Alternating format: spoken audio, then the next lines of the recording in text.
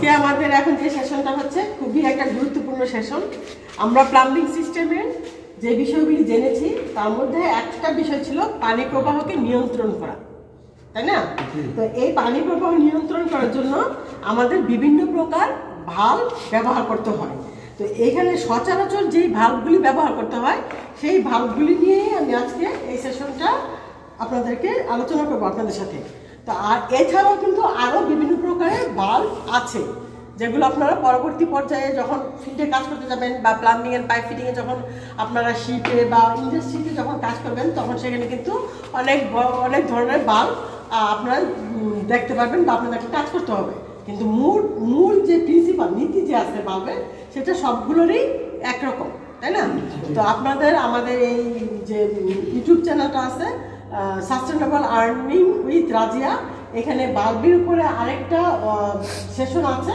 তো ওই সেশনের লিঙ্কটা এই ভিডিও যত থাকবে ডেসক্রিপশনে থাকবে, তো ওইটার সাথে লিঙ্ক করে যদি আপনারা দেখেন তাহলে আপনারা আরও ভালোভাবে বুঝতে পারবেন। এবং এই ভাল্বের বিষয়টা কিন্তু খুবই গুরুত্বপূর্ণ। তাহলে আমরা একটু মনোযোগ সহকারে ভাল্বগুলো দেখি। তো এইখানে আমি প্রথমে আলোচনা করব, এখানে এটা হচ্ছে একটা গেট বাল্ব। এই গেট বাল্বটা হচ্ছে কেন, কারণ এইটার ভিতরে এখানে একটা গেটের মতন অংশ থাকে। এখানে যে আমি এটা ঘোরাচ্ছি, তাই না? এটা কি এখানে একটা চাবি আছে এই হুইলের মতো, চাকার মতন না? এই চাকার মতন অংশটাকে আমি যখন ঘোরাচ্ছি আমার কি সব কিছু ক্লকওয়াইজ আর এন্টি ক্লকওয়াইজ। যখন আমি ক্লকওয়াইজ ঘোরাচ্ছি আমার হাত কি ক্লকওয়াইজ ঘুরতেছে না এখন, তাহলে এই ভিতরের গেটটা কি বন্ধ হয়ে যাচ্ছে না? বন্ধ হয়ে যাচ্ছে। আবার যখন আমি এই বন্ধ হয়ে গেল, যখন এটা আর মুভ করতেছে না তার মানে এটা ক্লোজ হয়ে গেল। আবার যখন আমার ওপেন করার প্রয়োজন হবে তখন কি আমার অ্যান্টি ক্লকওয়াইজ ঘোরাতে হবে। তাহলে ভিতরের গেটটা কি খুলে যাচ্ছে না? জি, খুলে যাচ্ছে। আমরা আরেকটা বিষয় লক্ষ্য করি, আমি যখন এই গেট বাল্বটা খুলছি বা বন্ধ করতেছি আপনারা একটু সময়টা দেখতে পারেন। যখন আমার এটা এখান থেকে আমি আবার বন্ধ করছি একটু সময় বেশি লাগতেছে না? এটা দেখার অর্থ হলো একটু খেয়াল করেন, এটা সময়টা বেশি লাগতেছে। তাহলে এইখানে এই গেট বাল্বের কেন, কারণ এটার যে পার্টসটা আছে, উপাদানটা আছে ভিতরের ফাংশনটা, এটা একটা গেটের মতন। এই নবটা এই হুইলটা ঘুরাইলে খুলতেছে ক্লকওয়াইজ, খুলতেছে আবার এন্টি ক্লকওয়াইজ, আবার ক্লকওয়াইজ হচ্ছে এটা বন্ধ হচ্ছে, আর এন্টি ক্লক হচ্ছে খুলছে। এইটা তো বুঝতে পারছি আমরা সবাই, তাই না? আর হচ্ছে যে এখন বিষয় হলো যে এটা আমি লাগাবো কোন দিকে, লাগাবোটা কোন দিকে। এখানে যখন আমার পানির প্রবাহ লাইনটা থাকবে, এইভাবে যখন পানির প্রবাহ লাইনটা থাকবে, সেই প্রবাহ যেদিকে আছে এটা এদিকে লাগাইলে কোনো সমস্যা হবে না, এদিকেও লাগাইলেও কোনো সমস্যা হবে না। কথা বোঝা গেছে? যেভাবেই আমি লাগাই, তাহলে এইটা কি প্রবাহর মধ্যে রাখা। তাহলে এটা কোথায় ব্যবহার করা হয়? যখন আমার পানির আধার থাকে, overhead tank, underground water reservoir, সেখানে আমার এই ধরনের বাল্বগুলি ব্যবহার করতে হয়, ঠিক আছে? এবং কি আমার যখন একটা ফাংশন থাকে, অনেকগুলি ফাংশন থাকে, সেইখানেও প্রবাহটাকে নিয়ন্ত্রণ করার জন্য এই ধরনের বাল্বগুলি ব্যবহার করা হয়। তো এখন কিন্তু এই বাল্বগুলি খুব একটা বেশি দেখা যায় না। কেন দেখা যায় না? এটা হচ্ছে তামার তৈরি, ম্যাটেরিয়ালসটা একটু দাম বেশি, কস্টিং বেশি। তারপরে কি এটা একটু সময় অপারেট করতে সময় বেশি লাগতেছে। তো এখন সব কিছুরই পরিবর্তন হয়, তাই না? এই গেট বাল্বের জায়গায় এই যে বাল্বটা আমরা দেখতে পাচ্ছি এইটা হচ্ছে বল বাল্ব। তাহলে এই বল বাল্বটা জায়গাটা দখল করে নিছে, ঠিক আছে? তাহলে এটা কেন বল বাল্ব? দেখেন এটা কি এখন ফাঁকা না? এখন দেখেন আমি যখন এটা অপারেট করব, এটা একটা ভিতরে একটা বলের মতন অংশ আছে। এই বলের মতন অংশটা কি এটা ক্লোজ করে দিল, পানি প্রবাহকে ক্লোজ করে দিল। এখন দেখেন এই যে দেখেন এটার হ্যান্ডেলটা কোথায় আছে? হ্যান্ডেলটা আমার হরিজন্টালি আছে। এই পানি প্রবাহ যদি এভাবে থাকে তাহলে এই পানি প্রবাহটা আছে ভার্টিক্যালি, আমি যখন বন্ধ করলাম এই হ্যান্ডেলটা আছে হরিজন্টালি, ঠিক আছে? 90 ডিগ্রি আছে। এভাবে থাকলে আমি বুঝবো এটা প্রবাহটা বন্ধ আছে, মানে এই বলটা দিয়ে ক্লোজ আছে। যখন আমি আবার এটাকে এভাবে দিলাম, এটা কি এই অংশের প্যারালালি, পানি প্রবাহ লাইনের প্যারালালি আছে, তাই না? তাহলে দেখেন খুলে গেছে না? তাহলে এটা অপারেট সিস্টেমটা কি দেখেন, এটা মাত্র এভাবে দিলাম বন্ধ হয়ে গেল, আবার এভাবে দিলাম খুলে গেল, তাহলে কি সময় কম লাগছে না? এই গেট বাল্বের চেয়ে অনেক সময় কম লাগে, সময় কম মানে ওরা তো ইয়া করতে হ্যাঁ। তাহলে এই দুইটা জিনিস আমরা বুঝতে পারলাম। তাহলে এই গেট বাল্ব কি কাজে লাগে? এটা হচ্ছে পানি প্রবাহ নিয়ন্ত্রণের কাজে লাগে, বল বাল্ব পানি প্রবাহ নিয়ন্ত্রণের কাজে লাগে। এটা হচ্ছে সময় বেশি লাগে, এটা সময় কম লাগে। এটা হচ্ছে একটা হুইল আকৃতির অপারেটর করার জন্য, আর এটা একটা হ্যান্ডেল আকৃতির অপারেটর। তো এখান থেকে বেশ কিছু প্রশ্ন আসতে পারে যে গেট বাল্ব কি, কোথায় ব্যবহার করা হয়, এবং এটা অপারেট করতে কিরকম বিষয়গুলি লাগে, এবং এটার ভিতরে গেটের অংশ কি আর বলের অংশ কি, এই দুইটার মধ্যে পার্থক্য কি, সাদৃশ্য কি। সাদৃশ্য কি? দুইটাই কি করে? পানি প্রবাহ নিয়ন্ত্রণ করে, তাই না? পানি প্রবাহ নিয়ন্ত্রণ করে।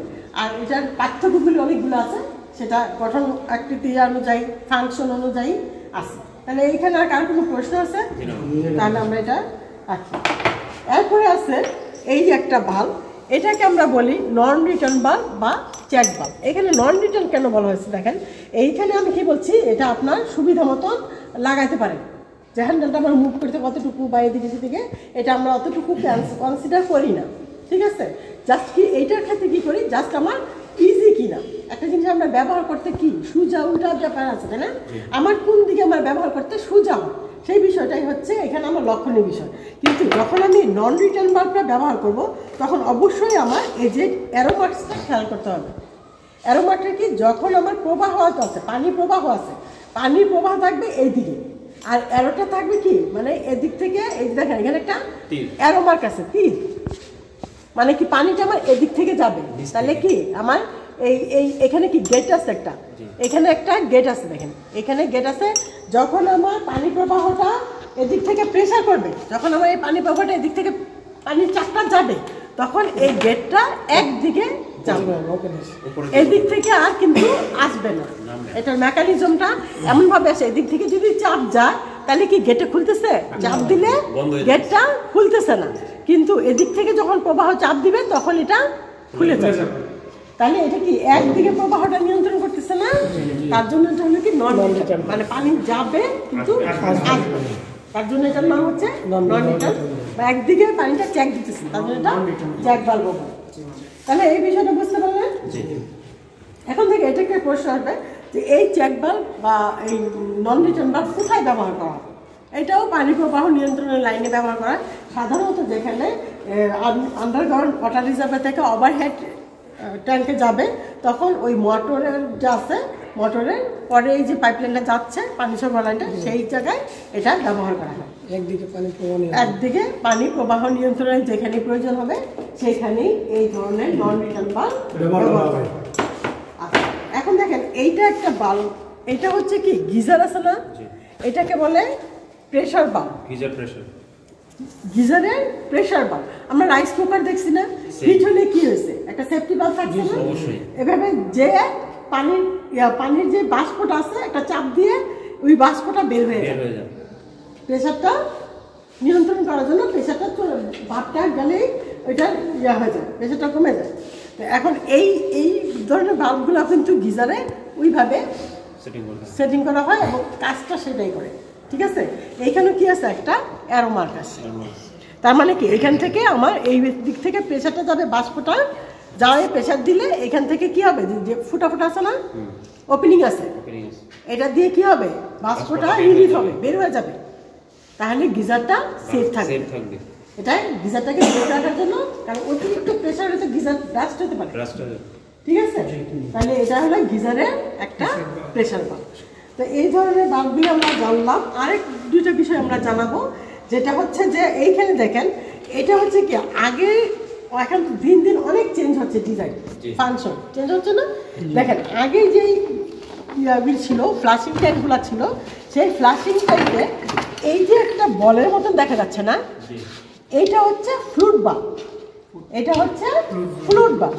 এই ফ্লুট বাল্ব কি যখন এখানে এইটা কি পানি সরবরাহ লাইন থেকে যখন এখানে পানিটা আসবে, এটা কি পানি না থাকলে নিচে চলে যাবে, তাই না?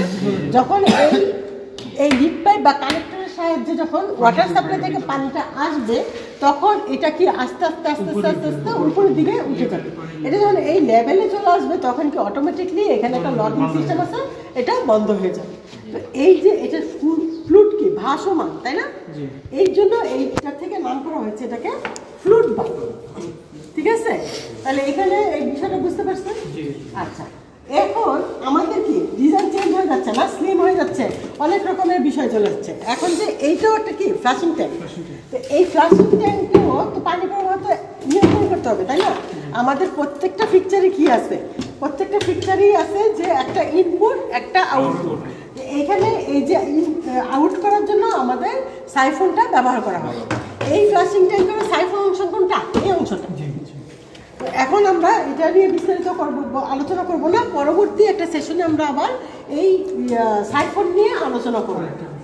এখন এখানে যে পানি নিয়ন্ত্রণ আমরা দেখেন এটার গঠন ভিন্ন না, কিন্তু কাজ কি একই। এটা হচ্ছে একটা বলের মতন ফ্লুট বাল্ব, আর এটাকে আমরা বলতেছি বল কল। এখন এখানেও কি, এখানে পানির প্রবাহটা আসতে থাকে, এই অংশটা যখন একটা নির্দিষ্ট লেভেল আসে তখন এটা বন্ধ হয়ে যায়। তাহলে এটাও কিন্তু পানি নিয়ন্ত্রণ করার জন্য এটার নাম হচ্ছে বল। ঠিক আছে, এটার নাম হচ্ছে বল। তাহলে আমরা পানি নিয়ন্ত্রণের বিষয়গুলি বুঝতে পারছি।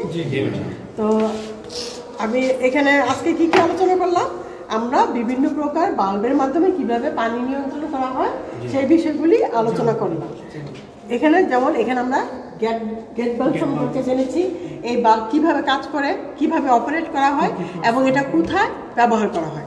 এখানে আমরা বল বাল্ব সম্পর্কে জেনেছি, এই বল বাল্ব কাজ কি, কোথায় ব্যবহার করা হয় এবং এটার সুবিধা অসুবিধাগুলো আমরা জেনেছি।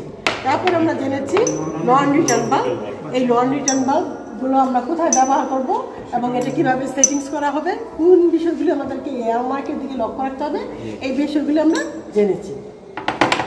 তারপরে হচ্ছে গিজারের প্রেসার বাল্ব, এটাও আমাদের প্রেসার কিভাবে নিয়ন্ত্রণ করা হয় এবং কিভাবে এটা সেট করতে হবে, অ্যারো মার্কটা লক্ষ্য রেখে এই বিষয়গুলো আমরা জেনেছি। এবং আমরা এখানে ফ্লাশিং ট্যাঙ্কের যে ফ্লুট বাল্ব সম্পর্কে জেনেছি এবং একই কার্যকারিতা, এটা হচ্ছে বল কল, এই বিষয়টা আমরা জেনেছি। তাহলে এখন আমরা এখানে বুঝতে পেরেছি আজকে কি কি আমরা জানতে পারলাম। আচ্ছা, তাহলে এখন একটা বিষয় হচ্ছে যে আমাদের পাইপের সাথে কিভাবে কানেকশনটা থাকে, তাই না? এখন এখানে বলেন এখানে যে আমাদের এই ফ্লুট বাল্বটা কোথায় ব্যবহার করা হয়, ফ্লুট বাল্বটা কোথায় ব্যবহার করা হয়? ফ্লাশ ট্যাঙ্কে ফ্লুট বাল্বটা ব্যবহার করা হয়। ঠিক আছে, আপনারা খুব ভালো বলতে পেরেছেন।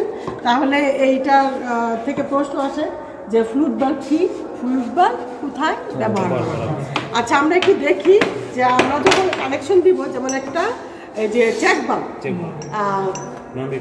এই non return bulb, check bulb, আপনি আসেন, এই নন রিটার্ন বাল্বটা যখন আমরা কানেকশন দিব পাইপের সাথে, তখন আমরা কিভাবে এটা কানেকশন দিব, কি কোন বিষয়টা লক্ষ্য রাখবো কিভাবে আমরা একটু খেয়াল করি। নন রিটার্ন বাল্বে কানেকশন দেওয়ার শুরুতে আমাকে ওই যে টিক চিহ্ন যেটা, এটা উপরের দিকে থাকবে, নিচ থেকে আমি এই কানেকশনটা দেওয়ার চেষ্টা করি। তাহলে আমাদের ওয়াটার সাপ্লাই আন্ডারগ্রাউন্ডের থেকে যদি আমাদের ওয়াটার সাপ্লাইটা আসতেছে, তখন পানিটা একদিকে প্রবাহিত। ঠিক আছে, তাহলে এইভাবে কানেকশনগুলি থাকবে এবং এখানে আমরা সেটিংসটা আছে। আর এখানে আমরা যখন আবার ফ্লাশিং ট্যাঙ্কগুলো নিয়ন্ত্রণ করা দেখবো, তখন এখানে আমাদের এই অংশগুলি কোথায় থাকতেছে, এখানে বলককটা এবং এটা এইখানে যেরকম আমাদের এটা সাইফন এবং বলকক, এই ফ্লাশিং ট্যাঙ্কও আমাদের এই বলকক আর সাইফন সেমভাবেই থাকবে। তো একটু ডিজিটাল সিস্টেমটা একটু অন্যরকম আছে। ঠিক আছে, তাহলে আমরা এই বিষয়গুলি বিস্তারিত জানলাম। আগামী সেশনটা কিন্তু আরও গুরুত্বপূর্ণ। কেন গুরুত্বপূর্ণ? কারণ আমরা এই যে ফ্লাশিং ট্যাঙ্ক, এই ফ্লাশিং ট্যাঙ্ক সম্পর্কে বিস্তারিতগুলো জানবো, কীভাবে এগুলো ভিতরে পার্টগুলো ইনস্টল করতে হয়। কারণ এখানে কিন্তু মেনটেন্যান্সের জন্য কিন্তু আপনি আর্নিং করতে পারবেন অনেক অল্প পরিশ্রমে বেশি। হ্যাঁ, তো এগুলি কী প্রবলেম হয় এবং কীভাবে এগুলি মেনটেন্যান্স করা যায়, আগামী সেশনে আমরা সেই বিষয়গুলো জানবো। তাহলে আমরা আগামী সেশনে কী জানবো? এই সাইফন এবং সাইফন ইনস্টলেশন এবং বলকক ইনস্টলেশন সম্পর্কে আমরা জানবো। তো সকলের জন্য শুভকামনা, সকলে সুস্থ থাকে, আগামী সেশনে আমাদের সাথে থাকবেন সেই আশাবাদ ব্যক্ত করে আল্লাহ হাফেজ।